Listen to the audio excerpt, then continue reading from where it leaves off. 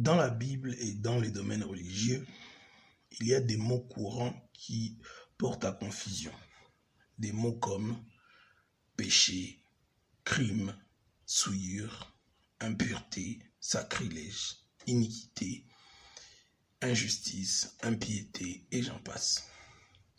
Mais on va y apporter la lumière par la grâce de Dieu.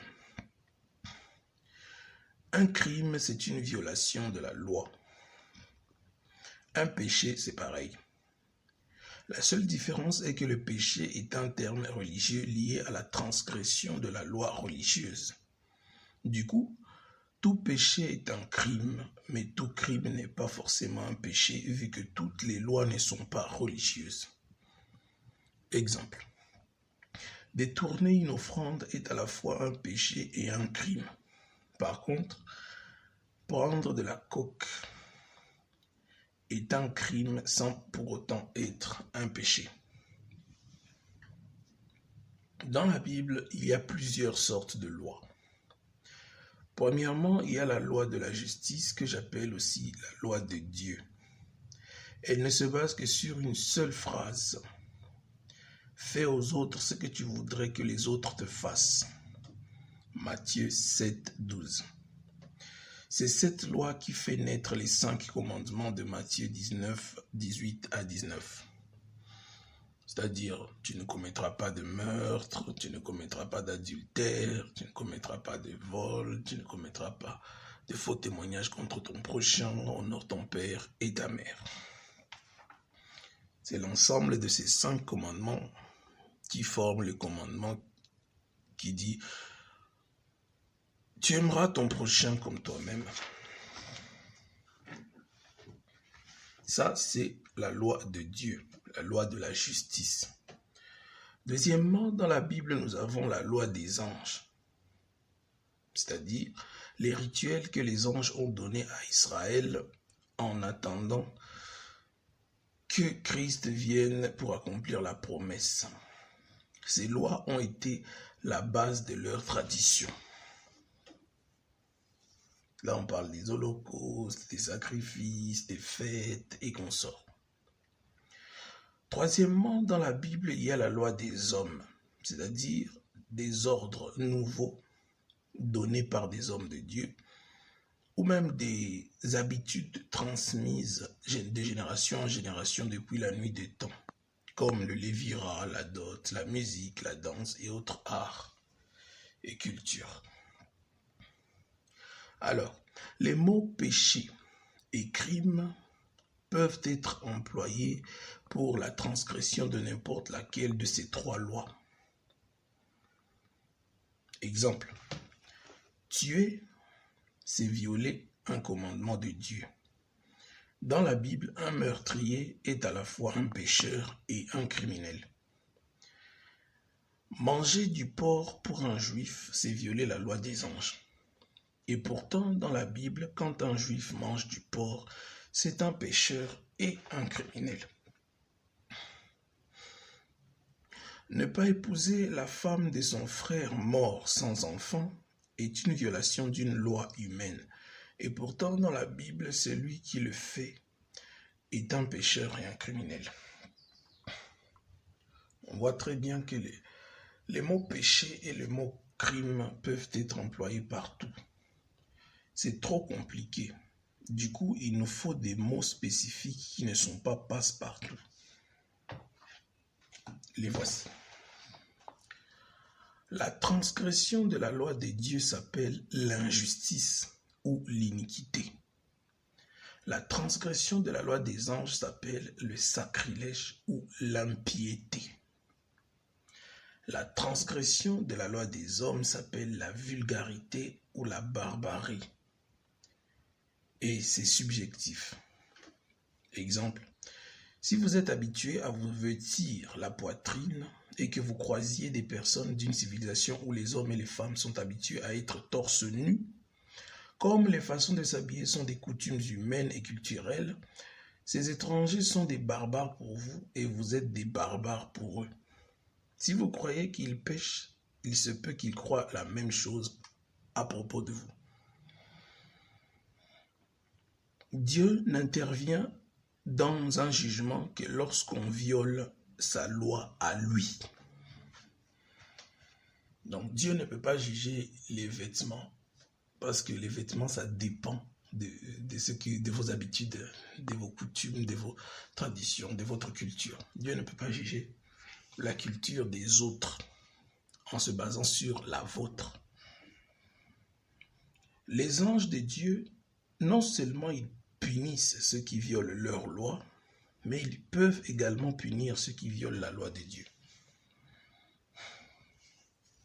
Un homme ne peut imposer sa loi humaine qu'à des personnes qui vivent chez lui et qui dépendent de lui. Au cas où il y a transgression, la peine capitale est non envisageable. Le pire qu'il puisse faire, c'est de bannir le transgresseur. La peine capitale serait une violation de la loi de Dieu. Oui, c'est injuste de tuer un homme parce qu'il vous est barbare, parce qu'il vous est étrange et vulgaire. C'est injuste de tuer un homme pour avoir violé la loi d'un autre homme.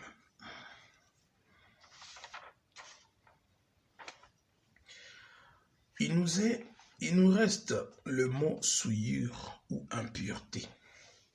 Il s'agit d'un mot passe-partout comme les mots péché et crime, donc ça dépend. Quand on viole la loi de Dieu, on est souillé par rapport à Dieu.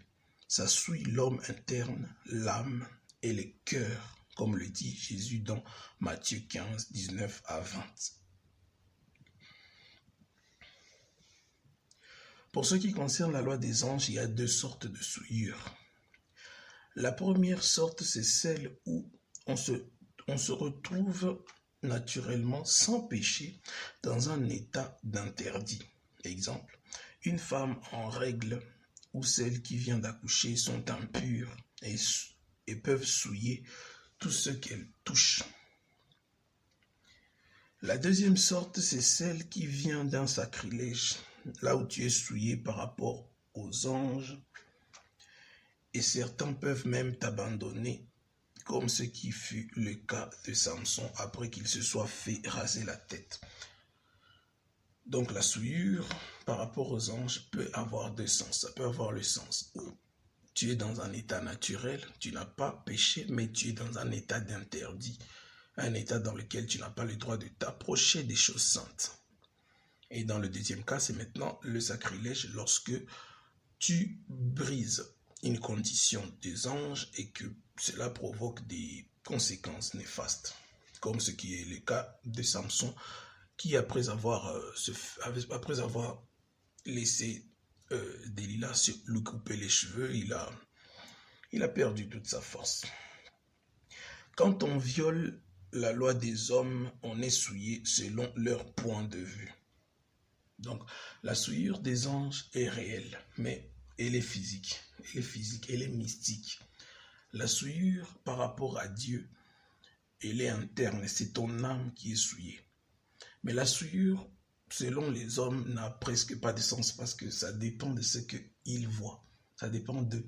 Donc, quelqu'un peut dire que tu es souillé alors que pas du tout. Donc, c'est une souillure subjective. Elle n'est presque pas réelle. Tout comme nous venons de voir trois sortes de souillures, c'est que il faudra qu'on voie trois sortes de sainteté. Mais on verra ça plus tard dans une autre vidéo.